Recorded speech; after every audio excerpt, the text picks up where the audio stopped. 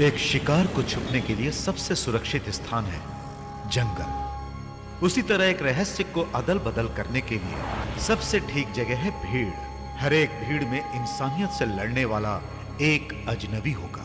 कहते हैं कि नजरों के सामने जो अचानक घटना होती है वो अचानक कैसे हो सकती है, क्योंकि सामने जो है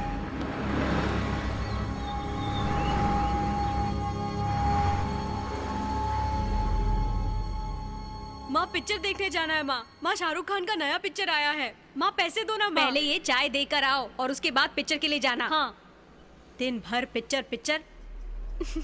मैं तुम्हारा कार में वेट करता हूँ। तुम्हें जो भी खरीदना है खरीद कर आ जाओ। ओके बेटा? ओके।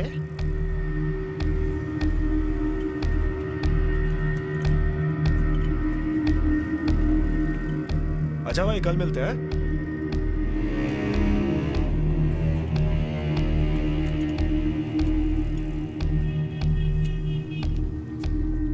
नमस्ते भैया।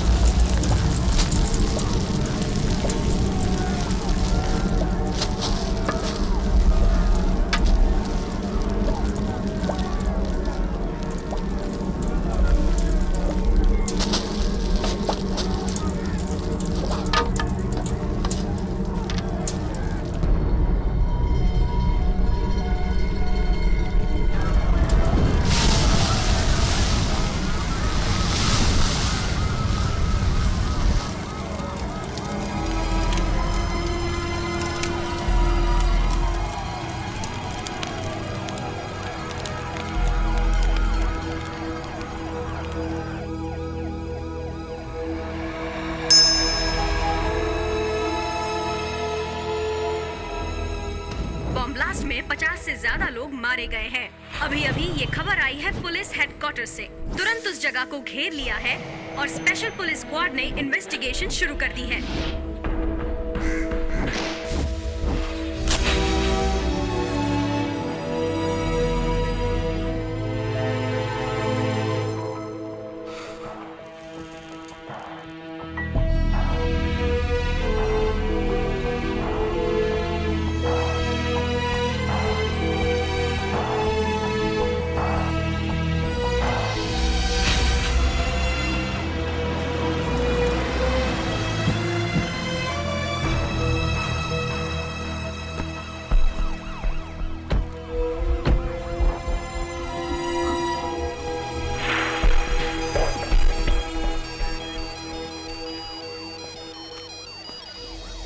हेलो बेटा, मैं माँ बोल रही हूँ। कहाँ हो? कितनी देर से फोन कर रही हूँ बेटा, फोन क्यों नहीं उठा रहे हो? Sorry, wrong number.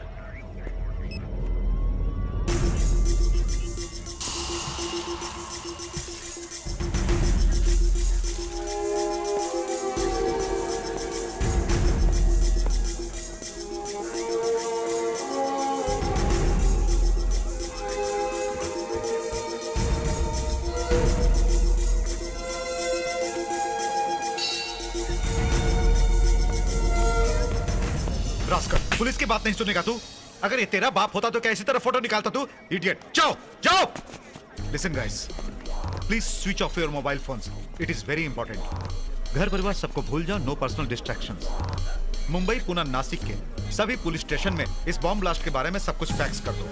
किसी पर भी अगर शक हो तो उसे हिरासत में ले लो। और रशीद, मुंबई के सभी होटल्स में खबर भेजो कि हर एक के सामान का स्कैन करें और पुलिस की मदद से सभी रहने वालों की लिस्ट मंगवाओ। As usual railway station, bus stand, STD booth पर सर्च टीम भेजो and alert your informers right away. Got it? You have to report to me at my office at 1500 sharp. Move now. Sanjay, see to it ji. that one of your boys is with every local search team. Yes, sir. Yeah? हाँ।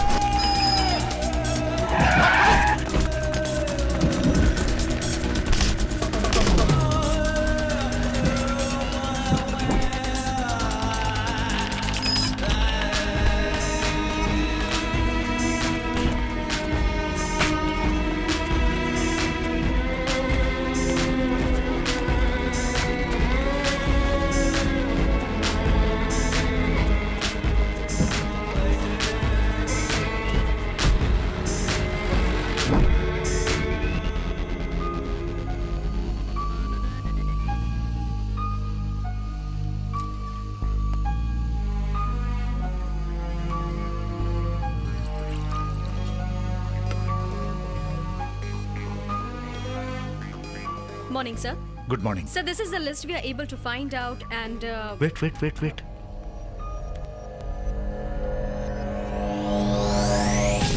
Ayesha Begum, chemical engineer.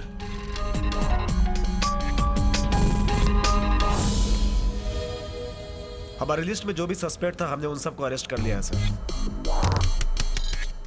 बाबू सेठ उर्फ शाबू सेठ, where is he? कहाँ है वो? Sir, हमने उसके घर और फैक्ट्री में छापा मारा, कहीं कुछ पता नहीं चला, वो गायब हो गया सर। नॉनसेंस। क्या वो जादूगर है जो गायब हो गया? वो एक सोशल लीडर है सर, उसे अरेस्ट करने से लॉ एंड ऑर्डर की प्रॉब्लम आ सकती है सर।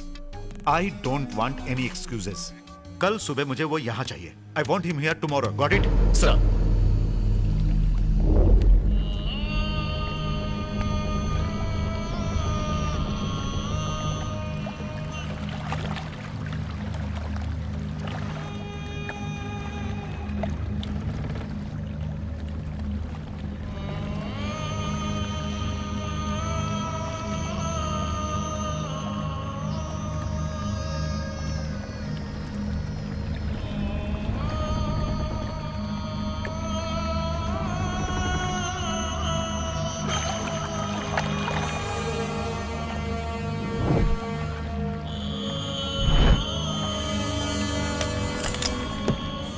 साबू सेठ, पुलिस।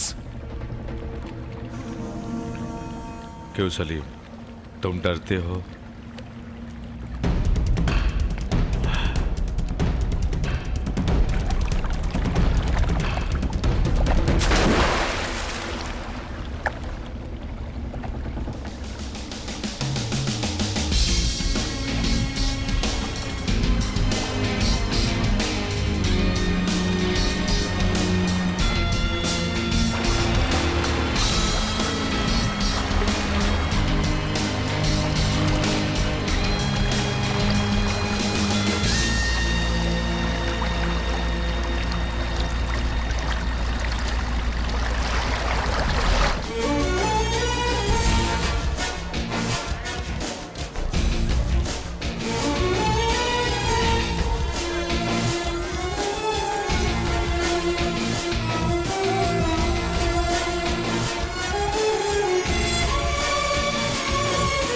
क्या है अशरफ? आपको यहाँ से ले जाने की इजाजत हम पुलिस वालों को हरगिज नहीं देंगे। इनके साथ मैं जाने का वादा कर चुका हूँ, तुम बीच में रोड़ा मत बोलो। हाँ?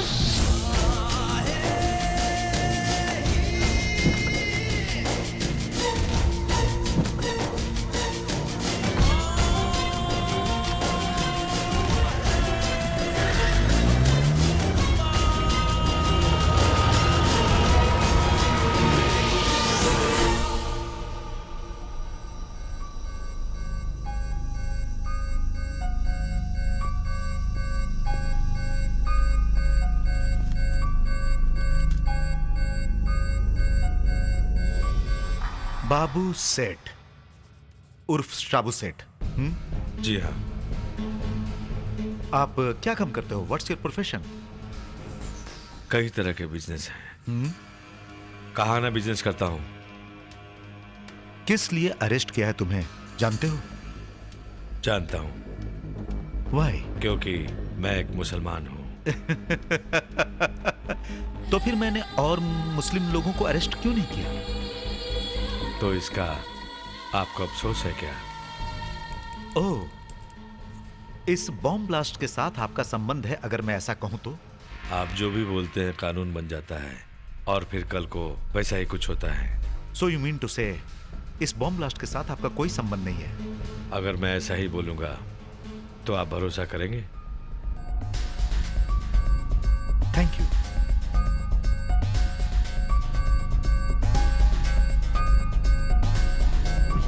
Thank you.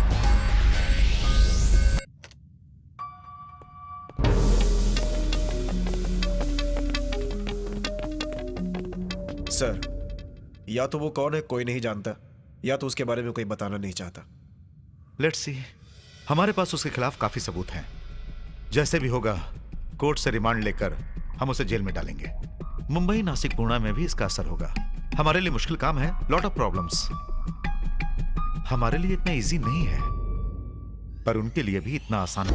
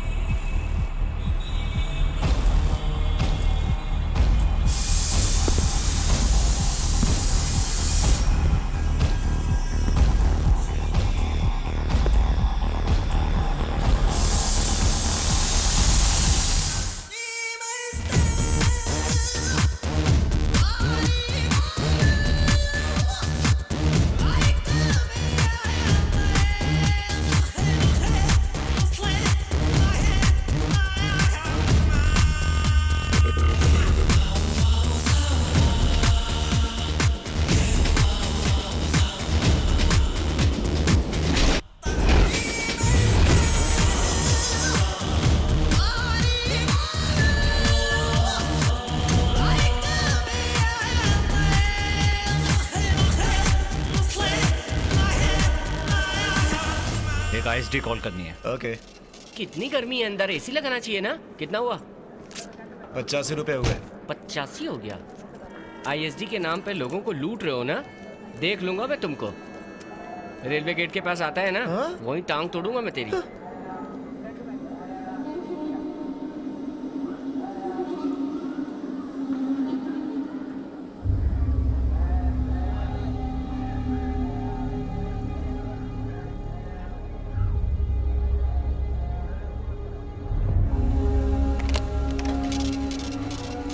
कितना हुआ? 2 कॉल हुआ सर, 621 रुपए हुए।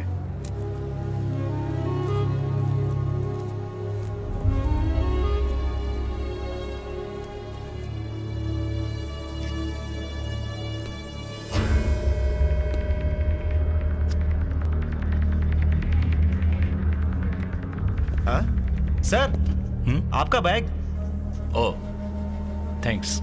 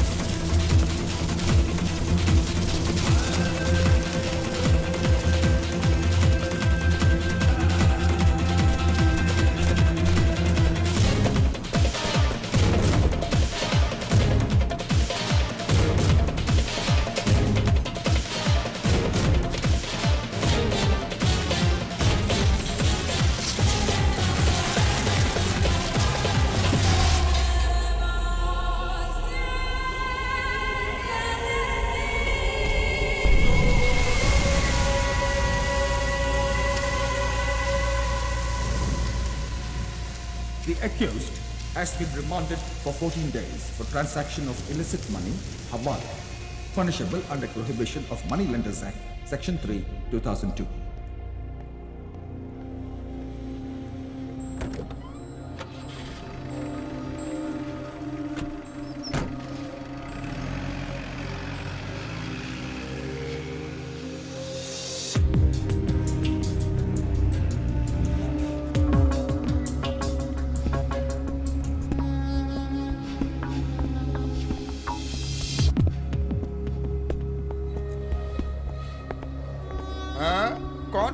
चखने में तो बिल्कुल नया लगता है।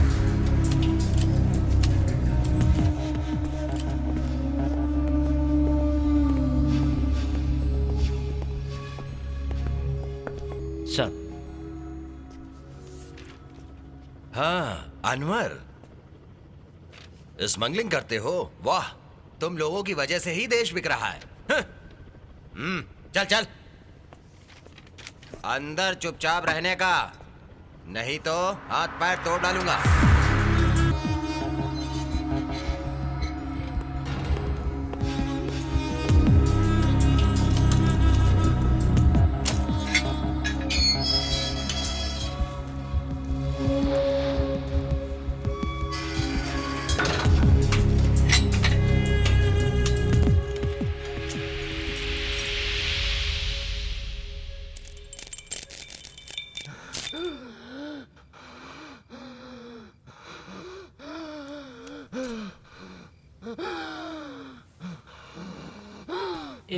एक सुट्टा मुझे भी देना।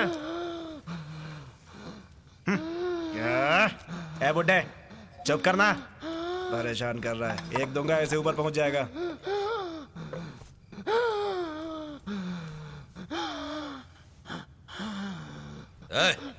बहुत हुआ, पानी पिलाना। वो तेरा बाप लगता है क्या? इसके पैदा होने से पहले ही ये बुड्ढा जेल में है। ऐसी बात नहीं है यार, ये उसकी बाप की उम्र का है। इसको अपना सगा बाप याद आ गया होगा। तुम्हें अल्लाह कभी माफ नहीं करेगा। देख बुड्ढे को गुस्सा कितना आ रहा है।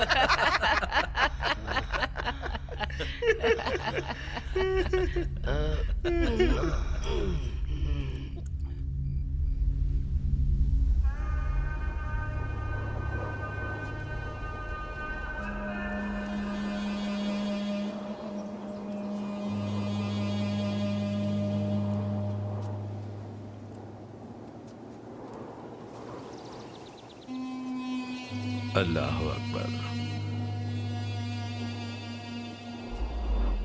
अल्लाह अकबर।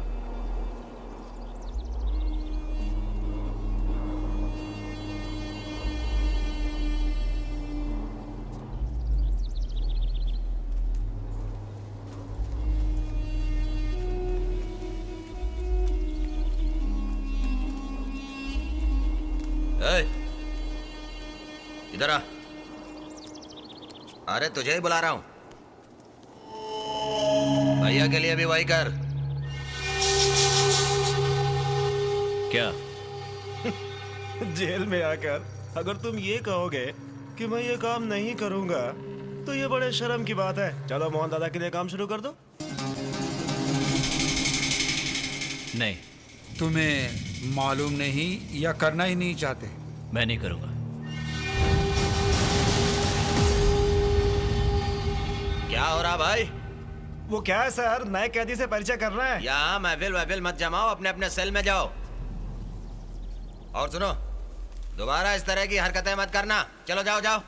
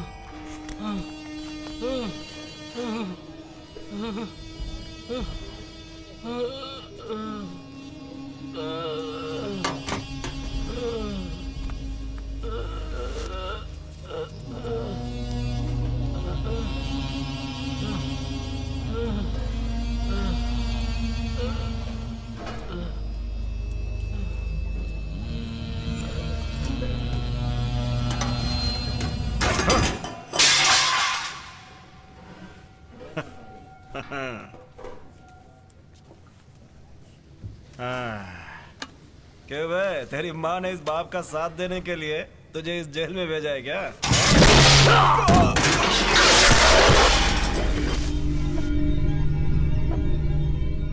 माँ पर मत जाना।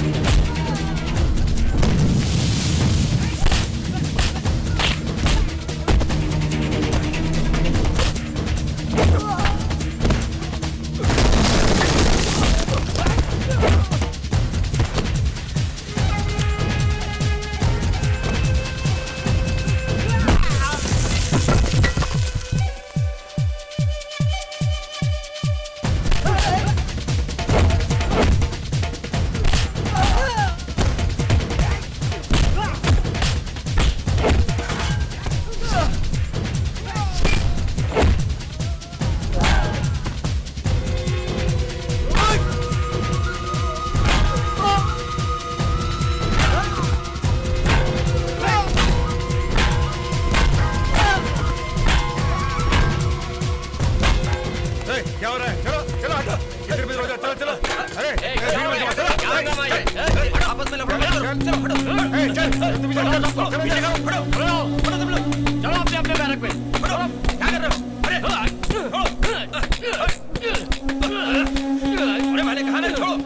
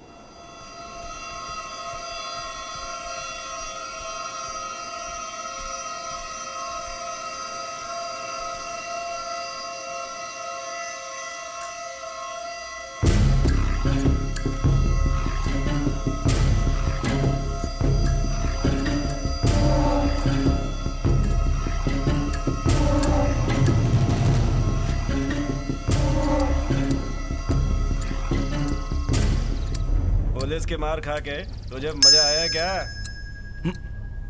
मजा तो मुझे तब आएगा जब मेरी मार खाकर तुम लोगों की बॉडी मॉर्चरी में जाएगी।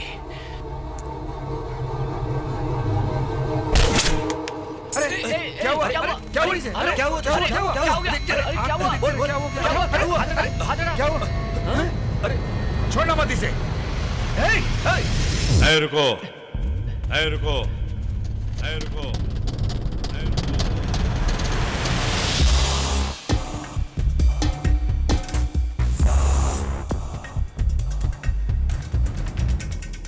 ऐ सुधीर, मैंने तुम्हें कितनी बार बोला है कि मेरे आदमियों से मत उलझो। ये कोई तेरे बाप की जागीर नहीं है। तुझे मारने के लिए मेरे पीछे 100 आदमी खड़े हैं, समझा? मुझे मारने के लिए तुम्हारे पास 100 आदमी हो सकते हैं, लेकिन मेरे भी कुछ दोस्त मेरे साथ मरने को तैयार हैं। क्या तुम्हारे साथ मरने के लिए कोई एक भी तैयार है?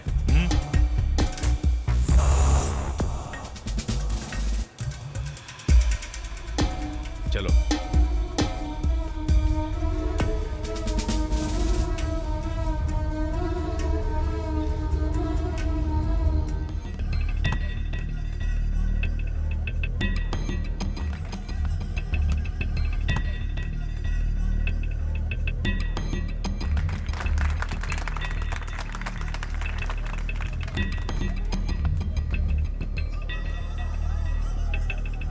अरे मोहन सर, कोई मर्डर केस में आया क्या? नहीं नहीं, उससे भी बड़ा केस है, लड़कियों का दल्ला है। सर उसको मेरे पास भेजो, उसे ठीक कर दूंगा मैं। लड़कियों का धंधा करने वाला दलाल है साला। इसको तो नरक में भी जगह नहीं मिलेगी। आजकल के बच्चे पैसे के चक्कर में कुछ तो बदमाशियां करेंगे ही। ऐसे लड़कों का जिंदगी के लिए कोई मकसद नहीं होता, ये सिर्फ क्रिमिनल ही बन सकते हैं। वैसे तुम किसके लिए स्मगलिंग का काम करते हो? मैंने अल्लाह से वादा किया है कि उसके बारे में किसी को नहीं बताऊंगा। अगर कोर्ट मुझे फांसी की सजा भी दे दे तब भी जुबान नहीं खोलूंगा।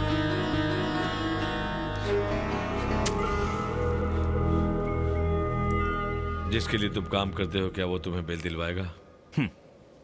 इसकी मुझे कोई उम्मीद नहीं। ठीक है, तो तुम इधर खुशी से रहो। जो होगा देखा जाएगा। मुझे किसी की मदद नहीं चाहिए।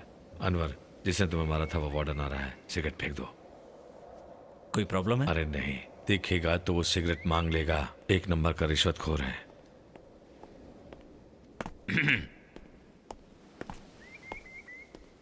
ये सब मिले जुले हैं। वार्डन वगैरह सब लोग आपस में ये उसी ग्रुप से मिले हुए हैं जिससे तुम्हारा झगड़ा हुआ था। अगर इन्हें चांस मिला तो ये हमारा कुछ भी कर सकते हैं। अगर सारे पुलिस वाले बेईमान हैं तो आपके हिसाब से तो सारे मुसलमान टेररिस्ट होने चाहिए। सारे मुसलमान टेररिस्ट हैं क्या? नहीं, ऐसा बिल्कुल नहीं है। और आप? तुम क्या सोचते हो?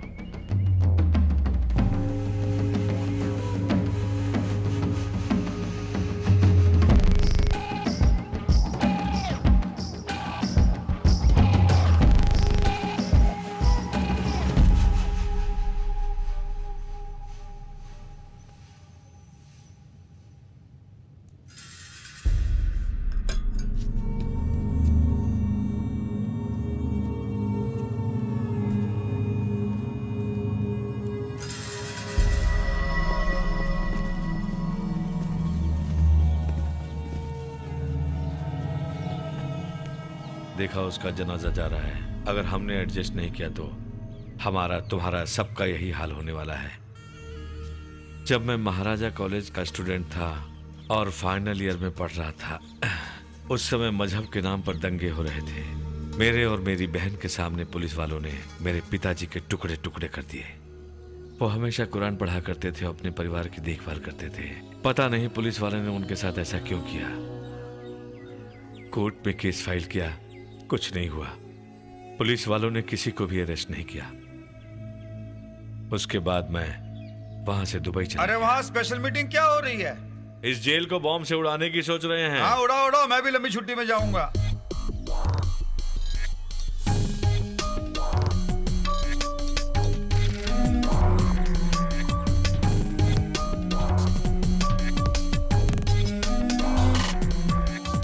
शाबू सेठ एक टिपिकल टेररिस्ट सस्पेक्ट जो कि कम्युनल राइट्स कराने में माहिर है।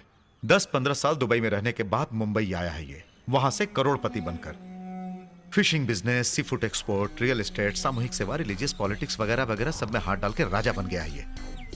वो साथ में कौन है? एक स्मगलिंग केस है।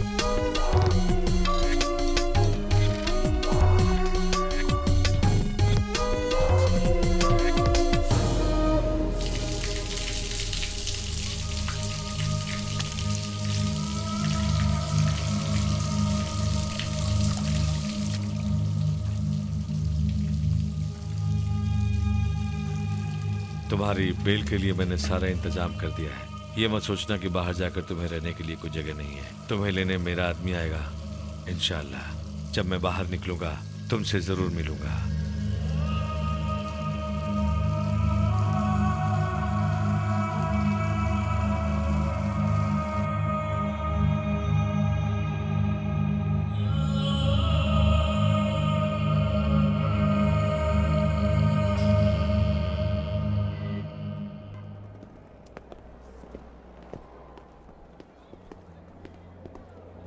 अशरफ, हाँ? ये है मिस्टर अनवर।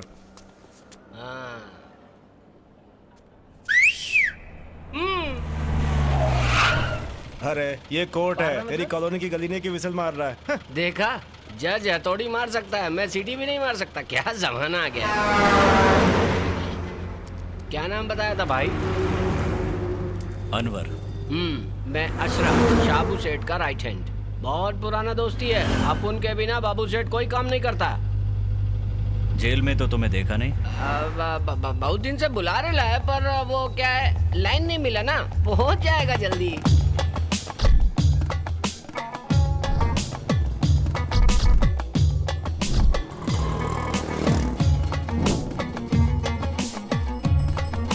ये क्या हो रहा है इधर? ये भीड़ काहे के लिए जमा है? अच्छा ये लोग हैं, फिर से स्टार्ट हो गए। अरे ये लोग तो शाहजी ग्रुप के आदमी हैं। साबू सेठ होते तो ये कोई नहीं दिखता। अरे भाई किधर चलना है? सीधा रे, सीधा चल। ठीक है। अभी रोक दे घोड़ा।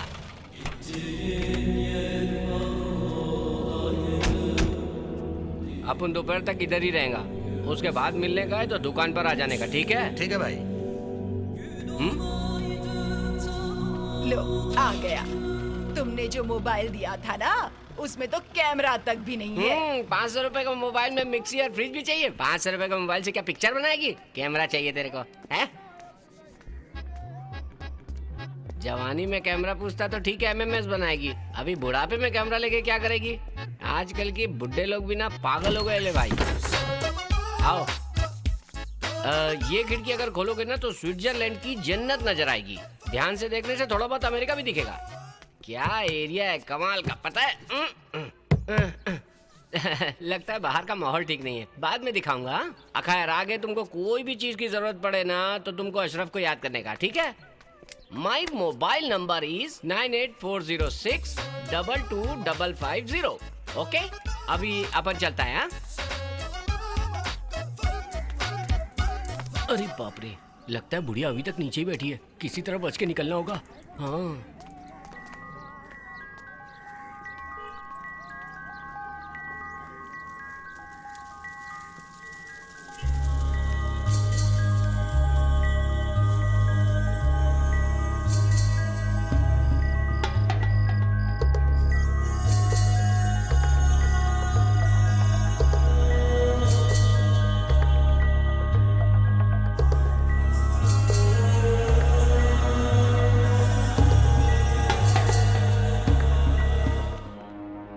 Hey, what's wrong? What are you thinking? Sir Sabu Seth और उसके आदमियों की बेल एप्लीकेशन कोर्ट में गई हुई है। अगर ऐसी स्थिति में वो बाहर आ गए तो वी कांट डू एनीथिंग। तो फिर क्या करें? India is a democratic country, यहाँ कोई भी कहीं भी बिल ले सकता है। एंड मोर ओवर उसके बारे में तुम्हें क्या मालूम? No clues, no evidence, it's all incompatible. But sir Sabu Seth जैसे लोग बाहर घूमने लगे तो बहुत सारे निर्दोष लोगों को अंदर जाना पड़ेगा। इसकी पहुंच बहुत ऊपर तक है, दोबारा पकड़ना बहुत मुश्किल हो जाएगा सर। अपराधी को पकड़ना तो पड़ेगा ही। It's a law of nature Sanjay. Will get him. Cheer up man.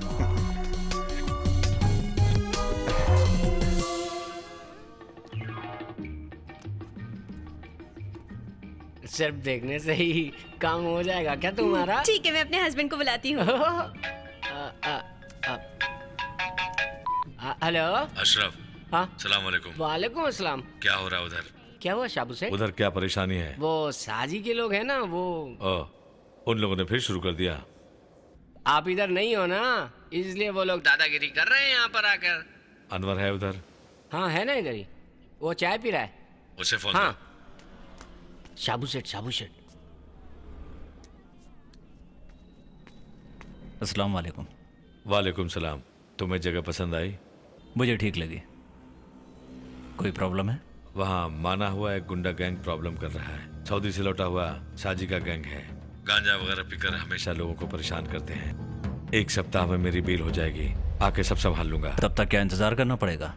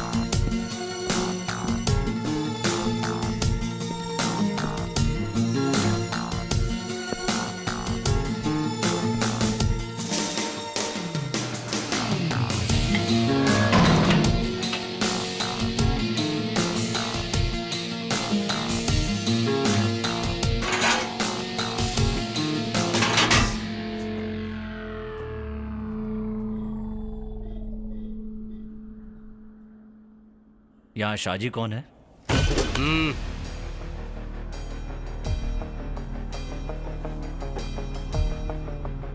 बात क्या है पहले ये बता।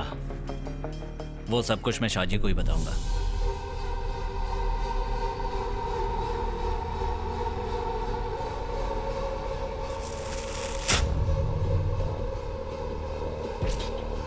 इसका मतलब है कि तुम शाजी को ही बताओगे? हाँ हाँ तो फिर बता मैं ही शाहजी हूँ।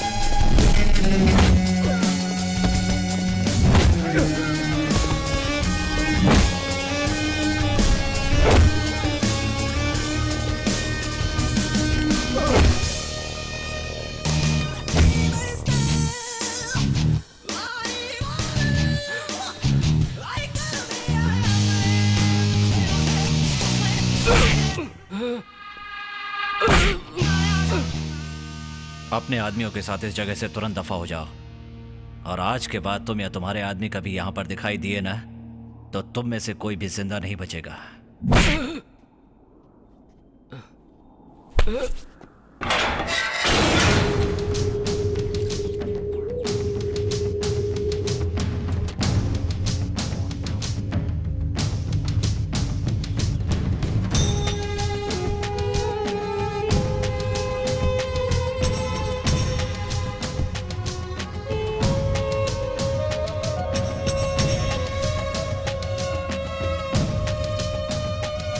अस्सलाम वालेकुम साहब सेठ। वालेकुम अस्सलाम।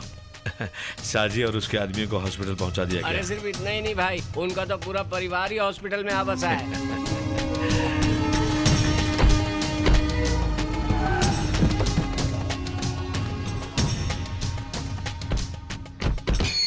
अरे बाप रे दीदी, वहाँ क्यों खड़ा है? इधर आ। कौन है?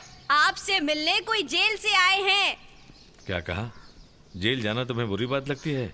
नेहरू, गांधी सब लोग जेल गए थे। वो सब लोग अच्छे काम के लिए जेल गए थे, आपकी तरह नहीं बुरे कामों के लिए। तुम्हारी वजह से पता नहीं हम दोनों को कब पुलिस ले जाएगी। बार बार जेल पुलिस का नाम लेकर तुम मुझे डराती क्यों हो? चुपचाप अंदर क्यों नहीं जाती? हाजी मोहम्मद अली के घर में जब मर्द बोलते हैं, औरतों को बोलने का कोई हक नहीं है। बेटा, कितने दिन हो गए तुझे देखे हुए। कैसा है तू? माँ तुम अच्छी तो हो? मैं तो अच्छी हूँ, पर तू कमजोर हो गया बहुत है। दिनों के बाद आया हूँ, तुम्हें ऐसे ही दिखेगा। खाना खा के आया है क्या? खा लिया माँ, चिंता मत करो। तुम्हारे अब्बा हमेशा मुझसे बोला करते थे, शाबू को कभी अकेला मत छोड़ना, जमाना बहुत खराब है। जब भी तुम्हारे बारे में सोचती हूँ बहुत डर लगता है बेटा। अरे माँ, तुम बिल्कुल परेशान मत हो, मैं बिल्कुल ठीक हूँ। बहुत दिन हो गए थे इसलिए तुमसे मिलने चला आया। अच्छा मैं चलता हूँ माँ। अरे इन लोगों को तो खाना खाने दे। अरे माँ, सब खा के आए हैं, मैं चलता हूँ। अच्छा। सलीम।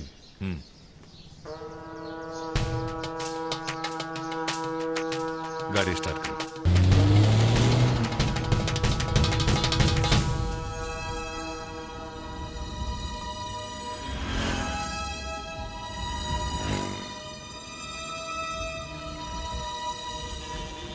मेरी बहन ने जो कहा वो तुमने भी सुना होगा। मेरी समझ में नहीं आता ये लोग मेरे बारे में हमेशा ऐसा क्यों सोचते हैं भला। मेरी और उसकी आंखों के सामने पुलिस वालों ने पिताजी को मार डाला था।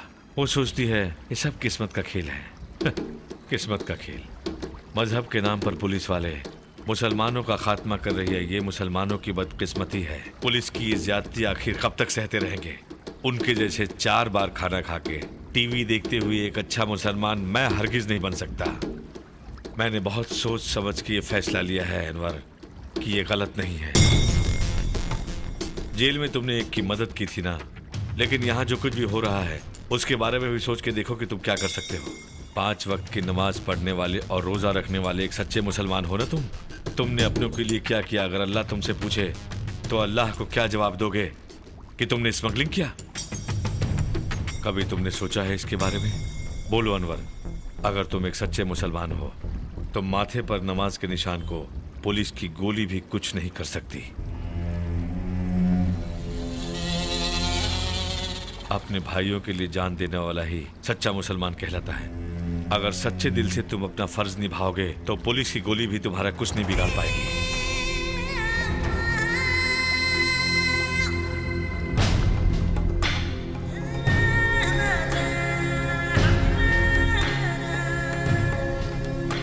मैं जानता हूं साबू सेठ, आपने जो भी कहा वही मेरे मन में भी है।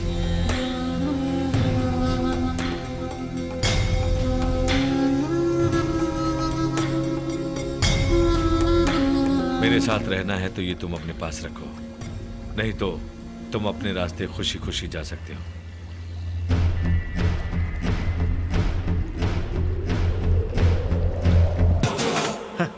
ये भी साबू सेठ के साथ मिल गया।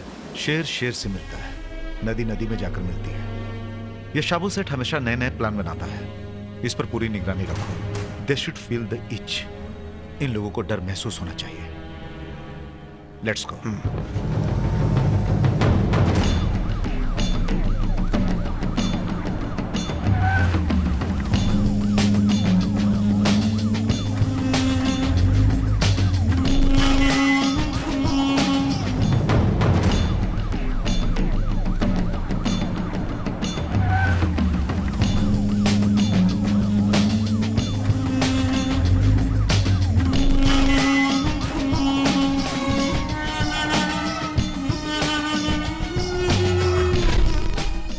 सर्च कर रही है, सर्च। टोपी और दाढ़ी वालों को सबसे ज्यादा परेशान कर रही है पुलिस वाले। हर मुसलमान के घरों में और बोट्स में जाकर छापा मार रहे हैं ये लोग। पागल हो गए हैं ये। अगर कोई विरोध करता है तो उसके औरतों और बच्चों को मार रहे हैं ये लोग। ये सब देखकर कैसे चुप रह सकते हैं हम? ठीक है, तुम ही बताओ कि अब क्या करें। रेलवे स्टेशन है, बस स्टैंड, कोई एक जगह तो बम फटना ही चाहिए। तभी डर का माहौल पैदा होगा। तभी इन्हें पता चलेगा कि हमसे टकराने का क्या अंजाम होता है। तब तो पुलिस हेडक्वार्टर में बम लगाना होगा, वही सबसे अच्छा होगा। क्या पागलों की तरह बात कर रहे हो? वो काम इतना आसान नहीं है। रेलवे स्टेशन और बस स्टैंड में बम रख सकते हैं तो हेडक्वार्टर में क्यों नहीं? उसमें क्या परेशानी है? फटेगा नहीं क्या?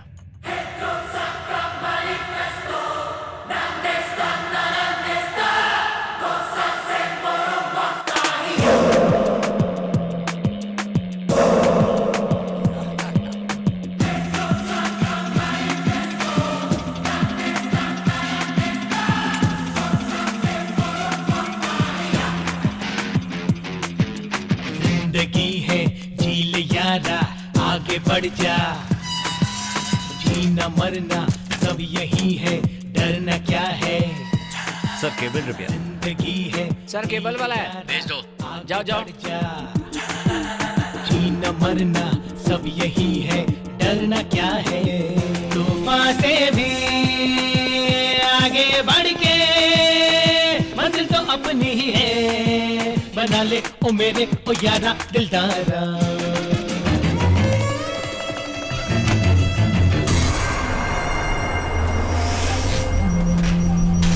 सर अब तो टीवी आने लगा ना? हाँ आ रहा है, आ रहा है।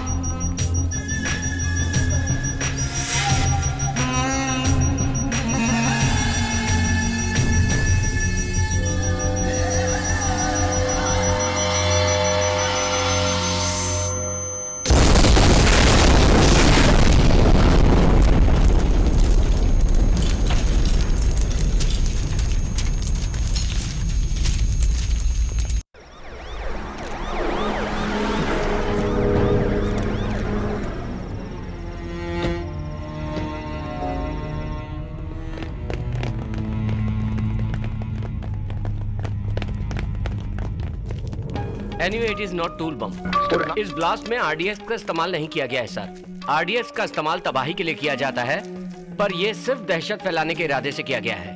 उन्हें लगा इससे पुलिस महकमे में खलबली मच जाएगी। Good.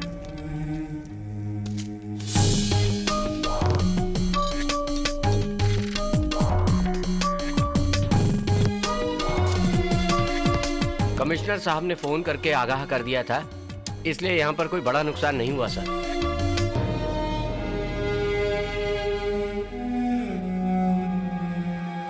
Wait. Just rewind the tape and show me.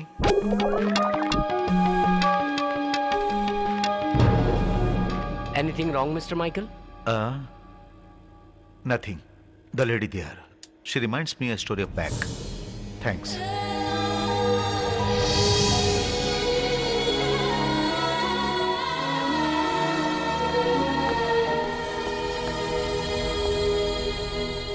Well, आपके लिए मैंने न्यूज़पेपर्स, मैगजीन्स, धार्मिक किताबों का इंतजाम किया था। आपने पढ़ी? Asha I have a bad news for you. आपके session chief mister Venkatesh is no more. इतने दिनों तक पुलिस से डरकर छुपे हुए थे। हमारे लोग जब उन्हें अरेस्ट करने के लिए गए तो उन्होंने सुसाइड कर लिया। It's sad but we got some real stuff. Asha, police headquarters पर जो बॉम्ब ब्लास्ट हुआ था उसके बारे में पढ़ा।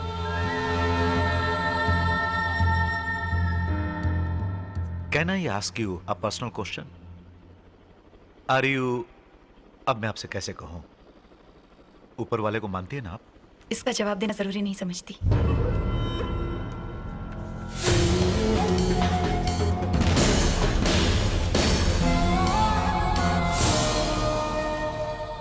What about Anwar? ये भगवान पे भरोसा करता है? Is he a true believer?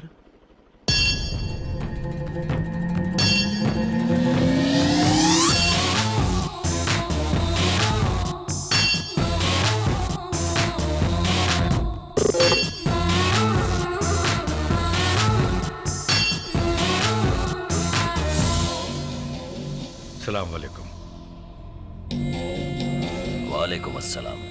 Bashir भाई, ये अनवर। अस्सलाम वालेकुम। वालेकुम अस्सलाम व रहमतुल्लाहि बरकातुहू। राना, यही है हमारा नया हीरो, अनवर भाई।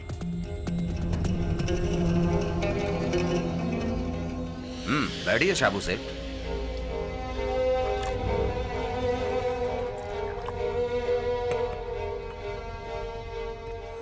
इन्होंने तुम्हारे बारे में बहुत कुछ बताया है।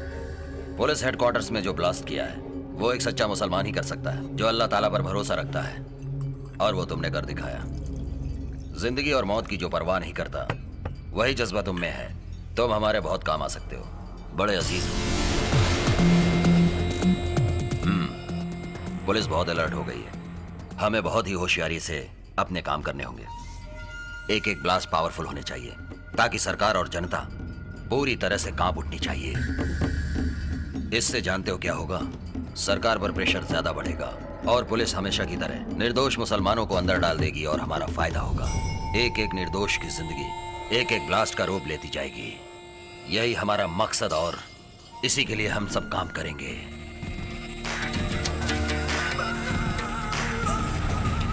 सेल में फिट किया है, इसे अच्छी तरह टाइट कर दो। अमोनियम नाइट्रेट के पीछे ये मैग्नेट फिक्स कर दो। इसे फिक्स करने के बाद इंसुलेशन टेप से पूरी वायरिंग टाइट कर दो। टेप लगाते समय टाइमर कवर नहीं होना चाहिए।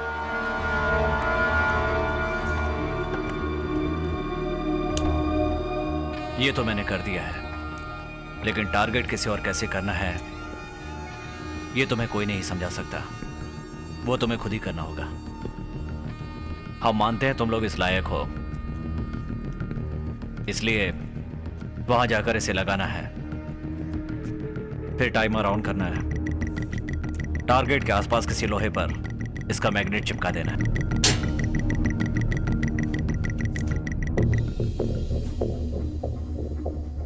इसमें अगर जरा सी भी चूक हुई तो तुम्हारा क्या हश्र होगा इसके बारे में मैं कुछ नहीं कह सकता।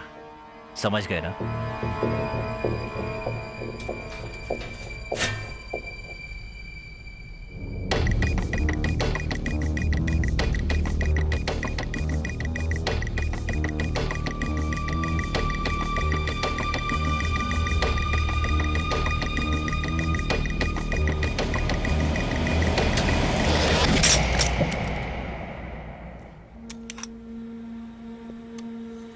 और कितनी बार समझाना पड़ेगा तुम्हें?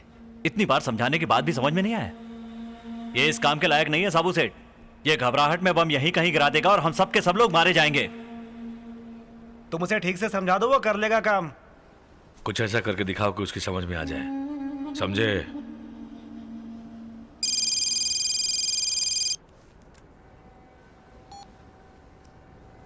बोलिए सर।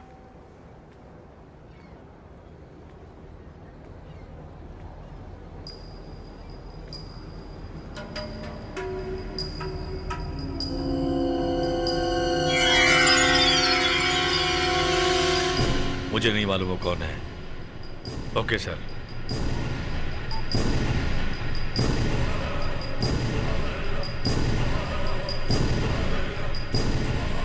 कम से कम इस बार तो ठीक से कर। जा। सुनो, इसके बारे में तुमने कहीं जिक्र किया है? मैंने ऐसा कुछ नहीं कहा शाबू सेठ। सिर्फ चचेरे भाई को बताया। उसी से कहा था कि मैं ये सब करने जा रहा हूँ शाबू सेठ। वो किसी से नहीं कहेगा शाबू सेठ, मेरा यकीन करो, वो किसी से नहीं कहेगा। अगर उसने किसी से कुछ नहीं कहा तो पुलिस उसके घर क्यों गई? सब उल्टा काम करते हो। जब इस काम के लिए तुम्हें रखा था तब बहुत समझाया था तुम लोगों को। बहुत सोच समझकर काम करना चाहिए। अब तुम्हें बचाना मेरे बस की बात नहीं है।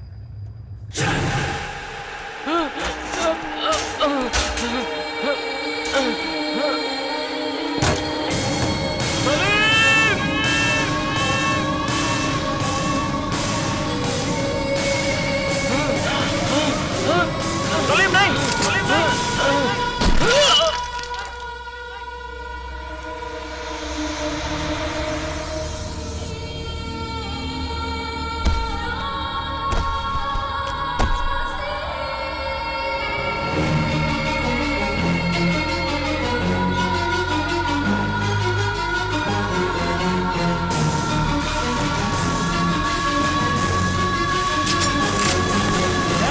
सलीम, अनवर,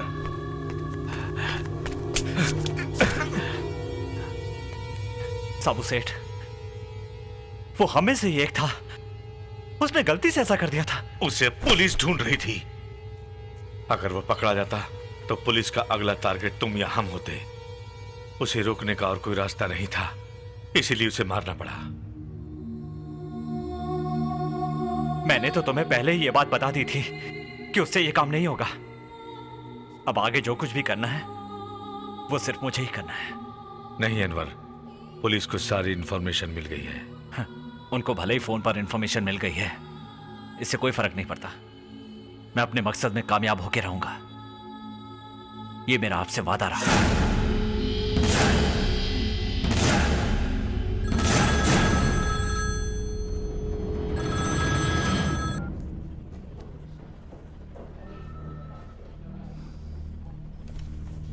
अगले 2 दिन बहुत क्रिटिकल है, हमें स्ट्रांग रहना पड़ेगा। कोर्ट में ब्लास्ट होने वाला है ऐसी खबर मिली है, and it is from a very reliable sources. इसलिए हमें चप्पे चप्पे पे कड़ी निगरानी रखनी होगी। I hope you won't make any mistake.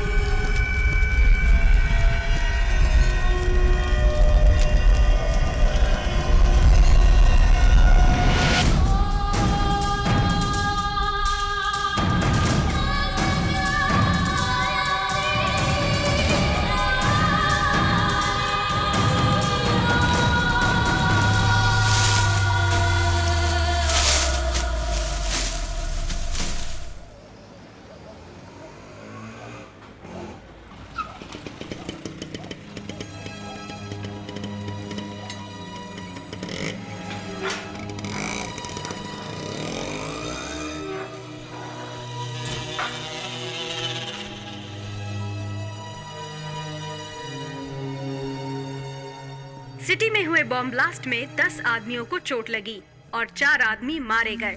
अगर किसी ने रिस्पॉन्सिबिलिटी नहीं ली तो महाराष्ट्र में जितने बॉम्ब ब्लास्ट हुए हैं ये भी उन्हीं इंटरनेशनल टेररिस्ट ग्रुप का काम होगा, ऐसा पुलिस डिपार्टमेंट को शक है। मरे हुए लोगों के बारे में अभी तक पुलिस ने मीडिया को कुछ नहीं बताया। That is because it is a policy of police department to keep the operation a secret. अब तक के लिए इतना ही, फिर मिलेंगे दोपहर की न्यूज में। कमाल कर दिया अनवर, तुमने फिर से मेरा दिल जीत लिया। हाँ, क्या हुआ? खामोश क्यों हो? हमने इतना बड़ा रिस्क लिया और सिर्फ 4 लोग मारे गए।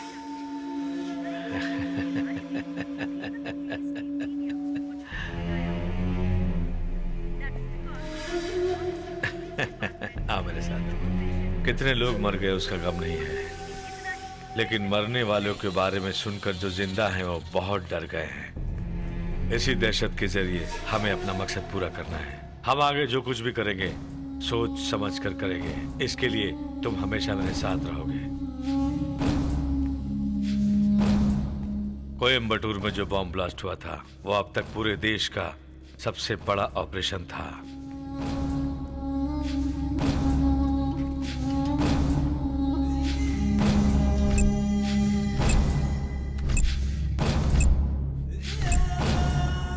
ये लोग उस ऑपरेशन के पीछे थे। सबके सब लोग बाहर से आए थे और लोकल हेल्प के लिए हमारे लोगों ने इनका साथ दिया था। बाकी ये सारी योजनाएं उन लोगों की थी। 1 साल की प्लानिंग थी। बांग्लादेश और नेपाल की सीमा पार करके वही 10 आदमी फिर इधर आएंगे टूरिस्ट के नाम पर। जब वो यहाँ आएंगे तो उन्हें ठहराने का जिम्मा हमारा होगा। उनके पास कोई हथियार नहीं होगा। RDX और बाकी हथियार हमारे बोटों के द्वारा उन तक पहुंचाया जाएगा। इस खतरनाक काम के लिए एक उस्ताद का होना जरूरी है, तभी इस काम को अंजाम दे सकते हैं। बशीर भाई ने तुम्हारा नाम रिकमेंड किया है। बड़ी ही होशियारी से तुम्हें इन्हें मुंबई पहुंचाना होगा।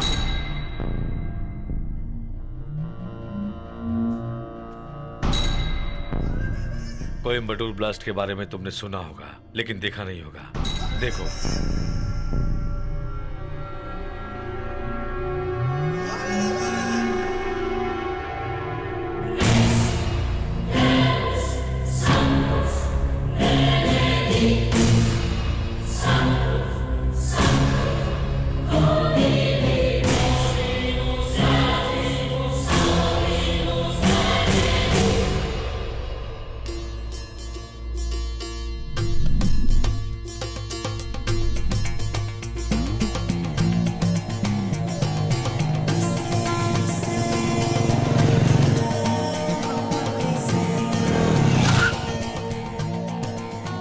अरे वाह, मास्टर जी भी यही है क्या?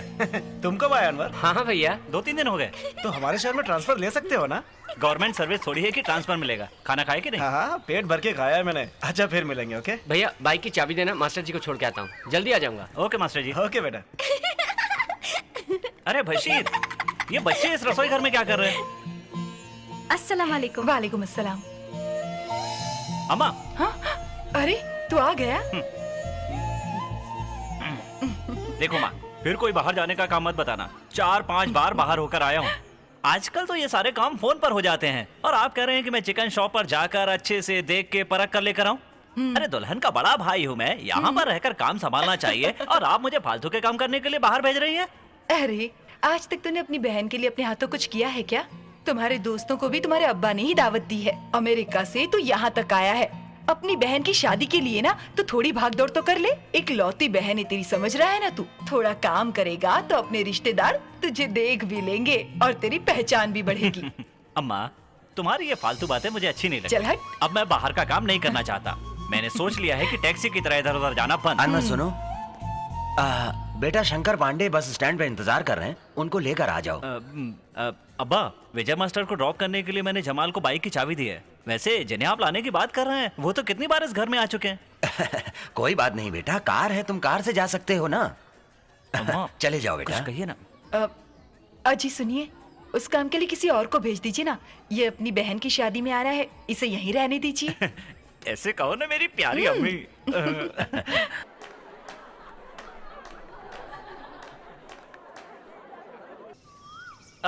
कितनी देर हो रही है, जल्दी आइए ना। ओफो।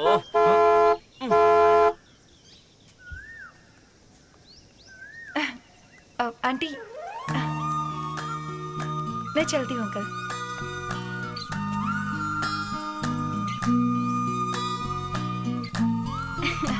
आओ आयशा। हसीना जरा डिक्की खुलवाओ ना। भाईजान जरा डिक्की खोलिए ना। ये घर के लिए है क्या? तब तो बहुत छोटी फैमिली है तुम्हारी। Bye bye. कहाँ चलना है? अरे बताओ तो सही, आखिर चलना कहाँ है?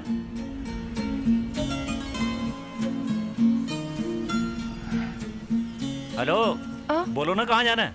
अरे मेरे पास और भी काम है। फर्स्ट राइट, देन लेफ्ट, फिर राइट में दूसरा घर।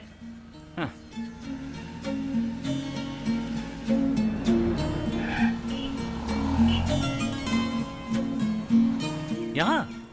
तुम यहाँ रहती हो क्या? हाँ, मैं यहीं रहती हूँ।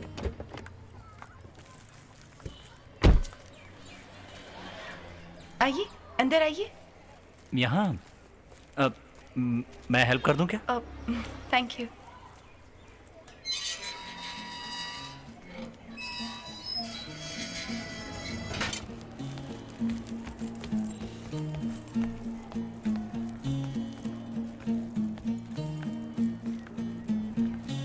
हसीना का भाई है, मुझे ड्रॉप करने आया है। अस्सलाम वालेकुम। वालेकुम अस्सलाम। आइए। अरे दीदी दीदी आ गई, दीदी आ गई। मुझे भी दीदी दो ना, मुझे दीजिए ना। सबको दूंगी। दीदी मुझे भी, दीदी मुझे भी दो ना।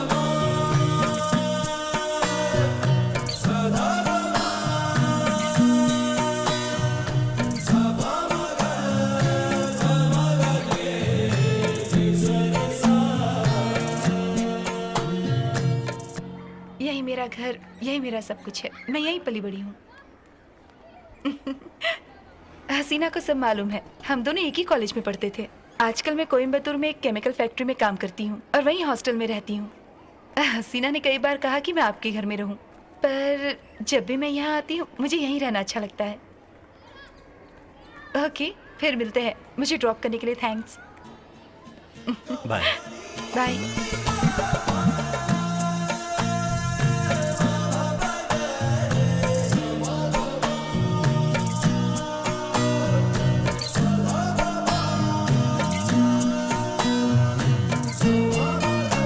ये मेरी इससे पहली मुलाकात है। इससे पहले कभी इसको देखा तक नहीं, लेकिन फिर भी मेरा दिल इसके लिए धड़क रहा है। I think I am in love. आपका डिसीजन सही है भाईजान। आयशा बहुत ही अच्छी लड़की है। Well educated, stubborn, absolutely independent. हमारे बैच में सिर्फ उसी को कैंपस सिलेक्शन मिला था। आजकल कोयम्बतूर में वो किसी केमिकल फैक्ट्री में काम कर रही है। कॉलेज के दिनों में उसके पीछे बहुत लड़के दीवाने थे, लेकिन उसने किसी को घास नहीं डाली। तुम बेवजह उसको आई लव यू बोल के अपना नाम मत खराब करो। हाँ, वो थोड़ी इसके पीछे पड़ी है। इसे आयशा पसंद है। ये लीजिए। इसीलिए उसने अब्बा और मुझसे अपने दिल की बात कही। उसमें क्या कमी है? अरे थोड़ा शरारती तो है, बड़ा होगा तो सब ठीक हो जाएगा। क्यों, सही कहा ना? अब्बा आप भी एक अहम फैसला करते समय आप मजाक कर रहे हैं। मैंने जो कहना था कह दिया। भाईजान और एक बात, क्योंकि वो अनाथ आश्रम में पली बड़ी है तो उसे कोई हमदर्दी दिखाए तो उसे अच्छा नहीं लगता। मुझे भी किसी से कोई हमदर्दी नहीं है। हसीना, भूखों और गरीबों को खाना खिलाना और बेसहारा लोगों का सहारा बनना बहुत नेक काम होता है बेटा। वैसे उसके दिल में क्या है, उसी से पूछ कर देखते हैं। पढ़ाई पसंद है, नौकरी पसंद है, पर किसी की हमदर्दी नहीं चाहिए, और यही मेरी जिंदगी का मकसद है। इसीलिए मेरी पसंद नापसंद कोई मायने नहीं रखती, सही हो या गलत। पर आज तक मेरे सारे फैसले मैंने ही किए हैं। आज तक किसी को मैंने अब्बा और अम्मी कहकर नहीं पुकारा, सिवाय हसीना के अब्बा और अम्मी के। आप लोग मुझे पसंद हैं।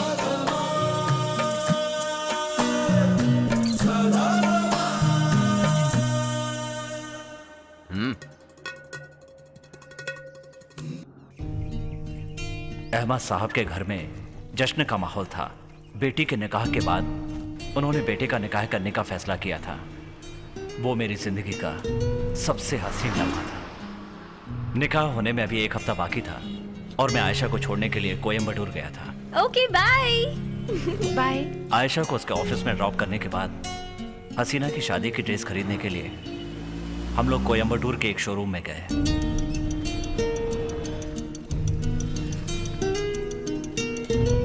ये कैसी है? हाँ, सुपर। वो पिंक वाली, ये देखो। हाँ, वो दिखाओ। अच्छी है। ये पर्पल ज्यादा अच्छी है ना भाईजान? हाँ, ये भी बहुत अच्छी है। मैं बाहर से होकर आता हूँ। ठीक है बेटा, जाके आओ। ये दिखाइए।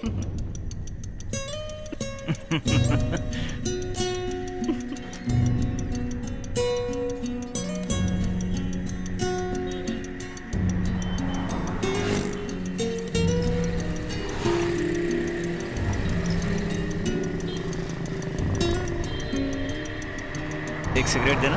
ये लो।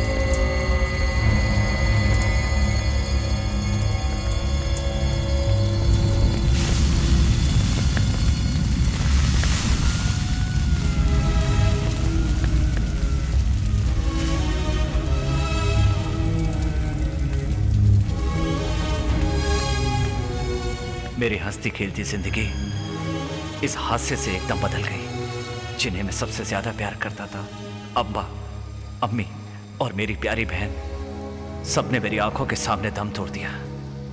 मैं बेजान बुद्ध की तरह खड़ा रहा। 1 मिनट, सिर्फ 1 मिनट में सब कुछ खत्म हो गया और मैं अनाथ हो गया।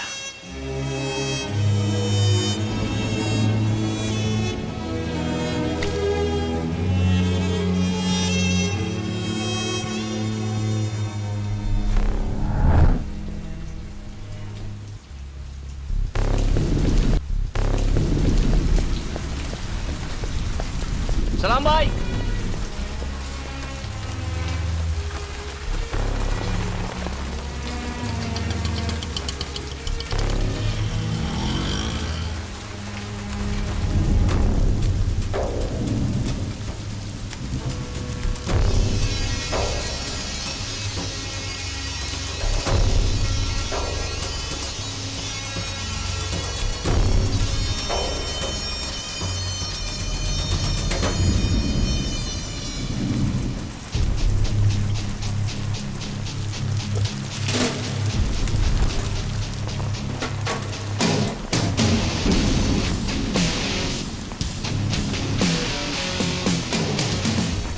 मैं आपको सब कुछ पहले भी बता चुका हूं, down to the last detail.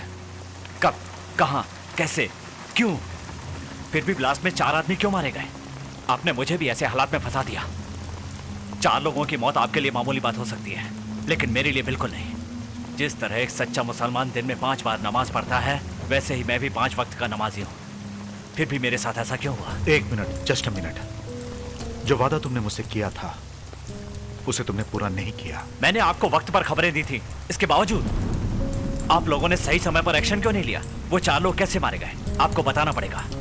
ये बोलने की आपकी जिम्मेदारी है और जानना मेरा अधिकार है। मैंने जो खबर तुमसे मांगी थी तुमने मुझे दी। मैंने कोऑर्डिनेशन भी ठीक किया, मगर वो ब्लास्ट को मैं किसी तरह रोक नहीं पाया। और तुम जो कह रहे हो कि 4 लोग मरे हैं, it's not true, it's a cooked up story. इस फोटोग्राफ्स को आड़ में लेकर किसी ने कहानी बनाई है, ये तुम भी समझ सकते हो। इसमें मेरा कोई कसूर नहीं। वो लोग तो कभी पैदा ही नहीं हुए अनवर, तो फिर मरेंगे कैसे? तुम्हें मेरा भरोसा करना होगा। मैं भरोसा करूंगा, लेकिन कल अगर आप कहेंगे आयशा जिंदा है और वो मुझे नहीं मिली, तो मेरा भरोसा टूट जाएगा। इसलिए मुझे आयशा से मिलना है। आयशा मेरी कस्टडी में सेफ है। मुझे आप पर भरोसा नहीं है। मुझे एक बार कम से कम उससे मिलने दीजिए। आपने आयशा को 1 साल से कस्टडी में रखा हुआ है और आज तक आपने आयशा को कोर्ट में हाजिर भी नहीं किया। वो जिंदा है या नहीं मुझे नहीं पता। मैं हर हाल में उससे मिलना चाहता। नामुमकिन है अनवर, जरा सोचो। आयशा एक सस्पेक्टेड टेररिस्ट है। अगर उसे कोर्ट में हाजिर करने पर उससे कुछ हो गया तो फिर मैं या तुम या कोई उसकी रक्षा नहीं कर पाएगा। मैं एक एटीएस ऑफिसर हूं, फिर भी मैंने कोई चार्जशीट नहीं लगाई और किसी भी कोर्ट में हाजिर नहीं किया, जो कि मेरे लिए भी रिस्क है। ये सब कुछ मैं उसकी सेफ्टी के लिए कर रहा हूं, जो कि तुम भी जानते हो। इसलिए इस मिशन के खत्म होने तक ना तो तुम उससे मिलोगे और ना ही फोन करोगे। तुम्हें यह समझना होगा कि मैं किन हालात में यह सब कुछ कर रहा हूं। क्या तुम भूल सकते हो कि जिंदगी ने तुम्हारे साथ क्या नाइंसाफी की है? हॉस्पिटल से पुलिस स्टेशन तक कितने दिन तुमने सफर किया? Tell me Anwar, how can you forget that day?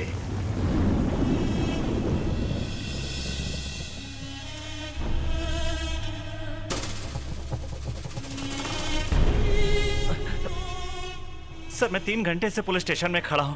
कोई एम्बुटूर के सभी पुलिस स्टेशन में पता कर लिया है और जानता हूं आयशा को यही अरेस्ट किया गया था। सर, मैं आपसे ही पूछ रहा हूं, आपने उसे बेवजह क्यों अरेस्ट किया? बताइए। ये चिल्ला क्यों रहा है? क्या नाम है तेरा?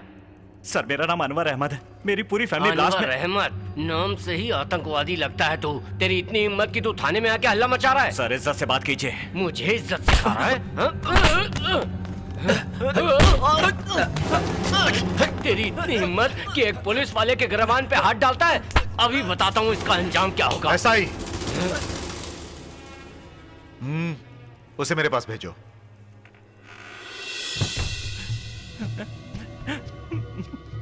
सर, मैं अपने अम्मी, अब्बा और बहन की बॉडी पाने के लिए शाम तक मोर्चरी में इंतजार करता रहा। सर, मेरे फोन करने पर ही आयशा हॉस्टल से हॉस्पिटल के लिए चली थी।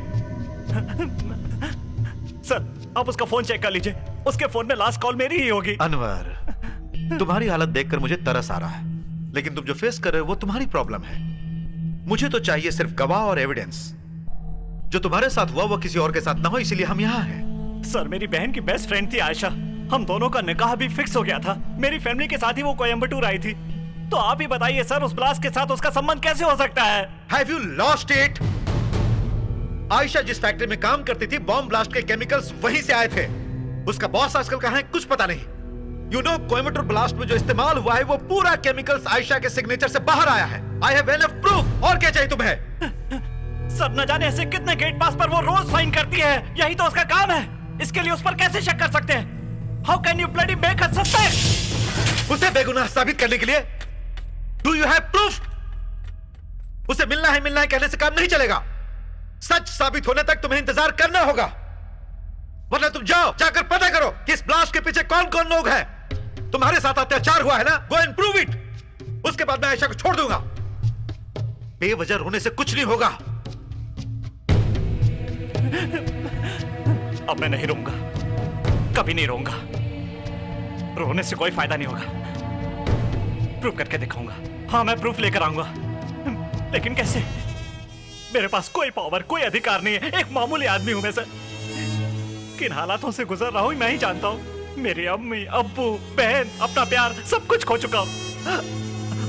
अब मेरे पास खोने के लिए बचा ही क्या है? अब मुझे कोई डर नहीं है।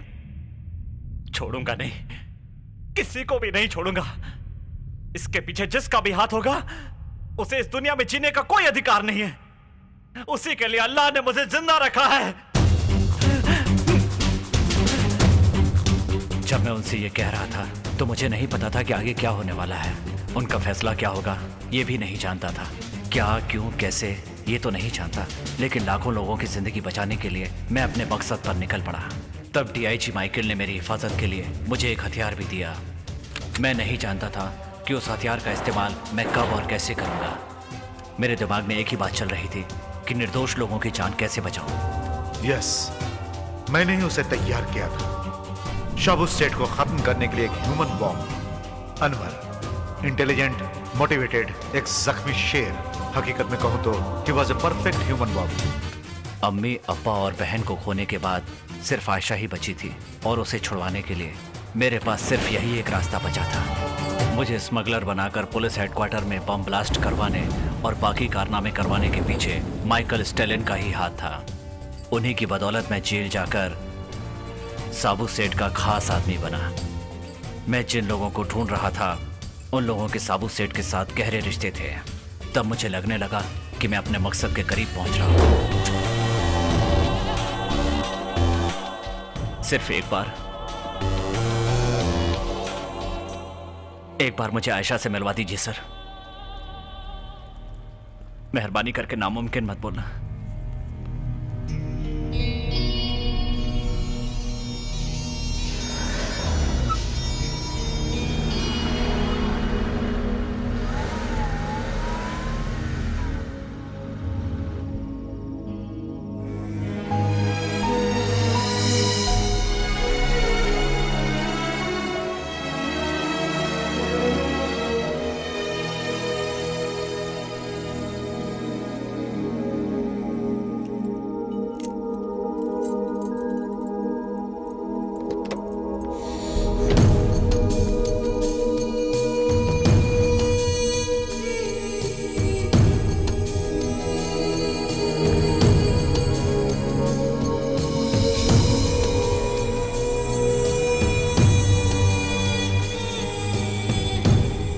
आयशा, मैं किसी को मारना या नुकसान नहीं पहुंचाना चाहता, लेकिन अब मेरे पास और कोई रास्ता नहीं बचा है। ये तुम भी जानती हो। अगर मैं अपने मकसद में कामयाब हो गया आयशा, तो हम जरूर मिलेंगे। क्या कहूं समझ में नहीं आता। अगर मेरा मकसद पाक है तो अल्लाह मेरा साथ देगा, इंशाअल्लाह।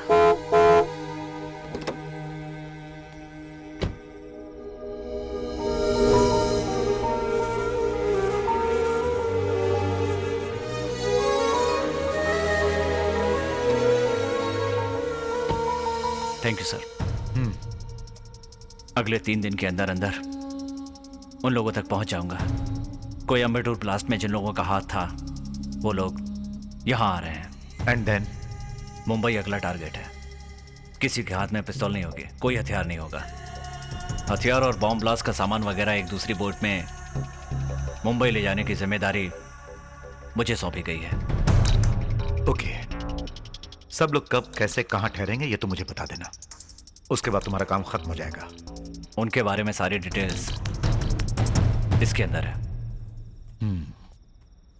वालेकुम सलाम। ये जवाब में कहा जाता है सर, पहले कहते हैं अस्सलाम वालेकुम। अस्सलाम वालेकुम। वालेकुम अस्सलाम। ओह माय गॉड, शाबू सेठ के आदमी आ रहे हैं। Come on, hit me. मैं तुम्हें अरेस्ट करने आया हूँ, ये समझकर मुझ पर अटैक करो। नहीं सर, नहीं। हिट मी, सर, मार करो मुझ पे, अटैक करो, मारो मुझे।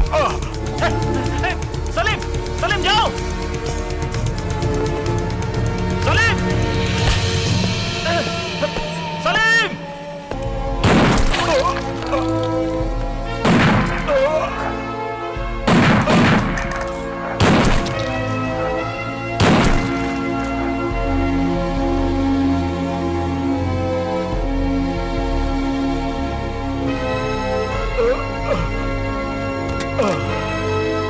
चलो यहां से,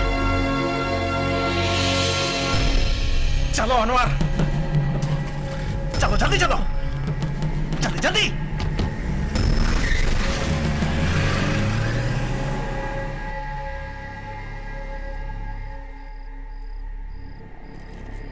वहां उनके साथ यही था क्या तुम दावे के साथ कह सकते हो? वहां कोई और नहीं था साबू सेठ, मैं ये बात दावे के साथ कह सकता हूँ।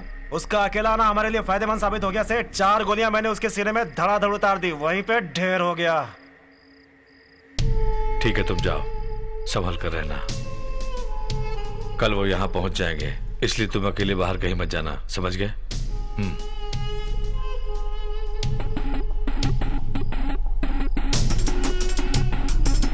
सलीम।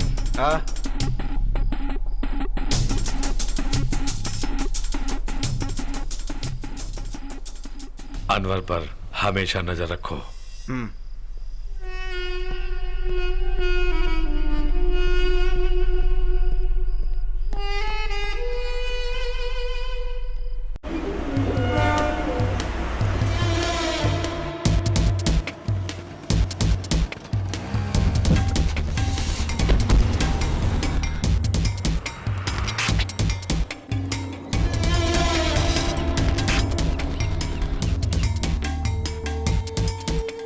वो सब लोग यहाँ ठीक ठाक पहुँच गए।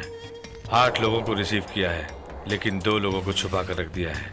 वहाँ उन्हें हेल्प करने के लिए हमारे आदमी साथ रहेंगे। कल शाम को 5 बजे सब लोग यहाँ से निकलेंगे। गाड़ी निकलने के बाद हमारे बीच कोई संपर्क नहीं रहेगा, लेकिन दोनों गाड़ियों में जीपीएस है, इसलिए उन्हें कोई प्रॉब्लम नहीं होगी। थोड़ी दूर जाने के बाद एक चर्च आएगा, उसे क्रॉस करके जब हम आगे जाएंगे तब वो रास्ता पुराने डॉकयार्ड तक जाएगा। उस यार्ड में RDX और ब्लास्ट करने के सारे सामान और हथियार के साथ अनवर वहां बोट लेकर तैयार रहेगा।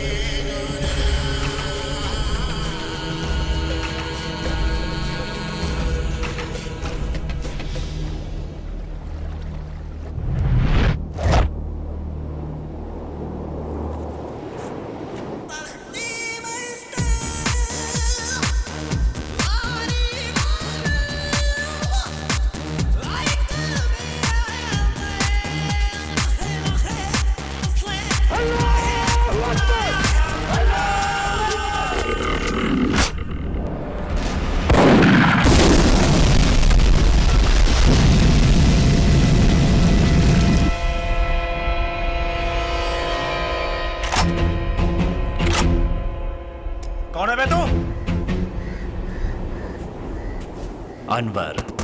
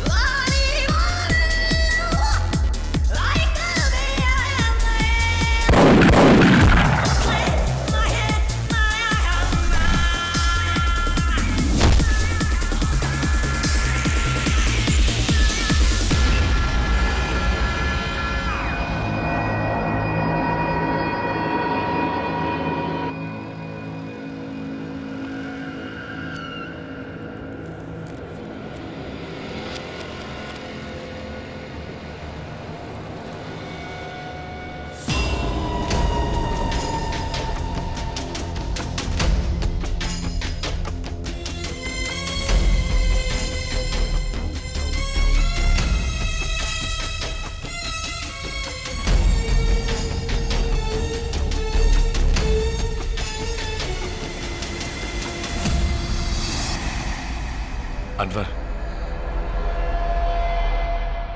क्या हुआ? तुम नहीं गए?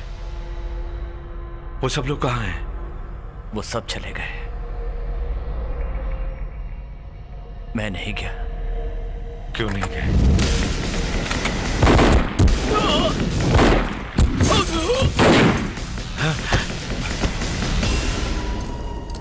इन सबको भी वहीं पहुंचा दिया।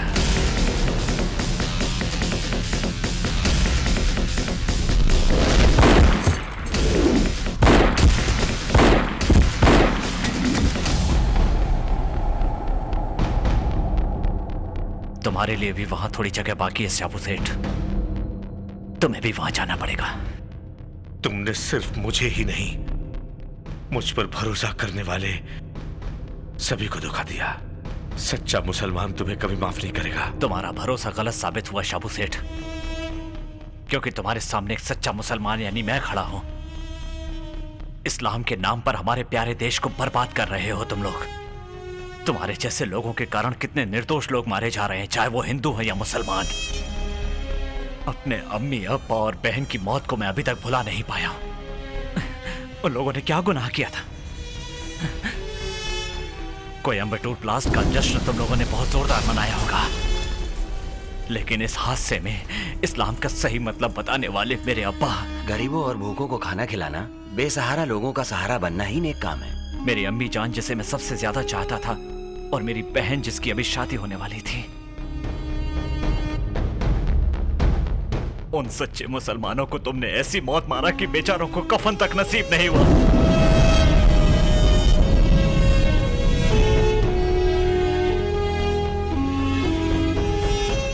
उसी दिन तुम्हें और तुम्हारे ग्रहों को खत्म करने की कसम खाई थी। उनमें से किसी को भी जिंदा नहीं छोड़ूंगा, इसीलिए अल्लाह ने मुझे जिंदा रखा है। मिट्टी से पैदा हुआ और इसी मिट्टी में दफन होकर जन्नत जाने वाला सच्चा मुसलमान हूं मैं। तुम्हारे इस गुनाह की माफी नहीं है। अल्लाह पे भरोसा करने वाला कोई मुसलमान तुम्हें कभी माफ नहीं करेगा।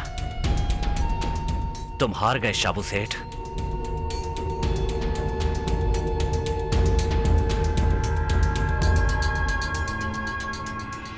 मौत तुम्हारे लिए आसान सजा होगी, मैं तुम्हें मारूंगा नहीं। तू खुद अपने आप को मारेगा और तुम्हारी मैयत को कांधा देने के लिए कोई सच्चा मुसलमान।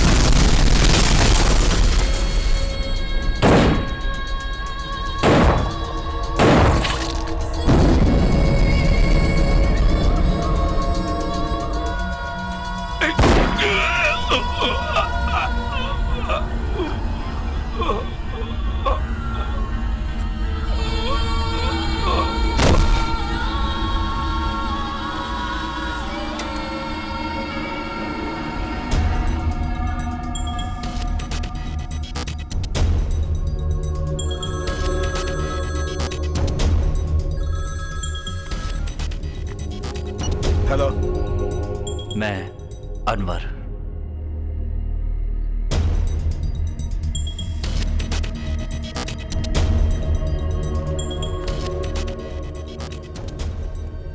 अनेक राज्यों में दहशत फैलाने वाले गिरोह का खात्मा किया एक एटीएस ऑफिसर माइकल स्टैलिन ने। एटीएस टीम ने वीरता से यह काम करके देश का कल्याण किया है। कोयम्बटूर ब्लास्ट के बाद मुंबई में ब्लास्ट करने के लिए जिस गैंग ने प्लान बनाया था, उनका सामना कर उनको खत्म करके पूरी एटीएस टीम सब तरफ से प्रसन्नता की हकदार बन गई।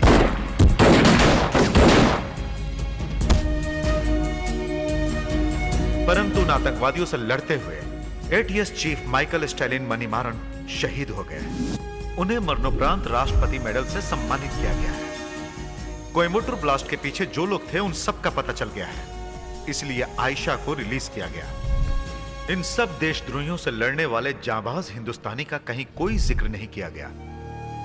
उस अनवर के बारे में किसी ने कुछ पूछा नहीं और वो अपनी जिंदगी जीने लगा।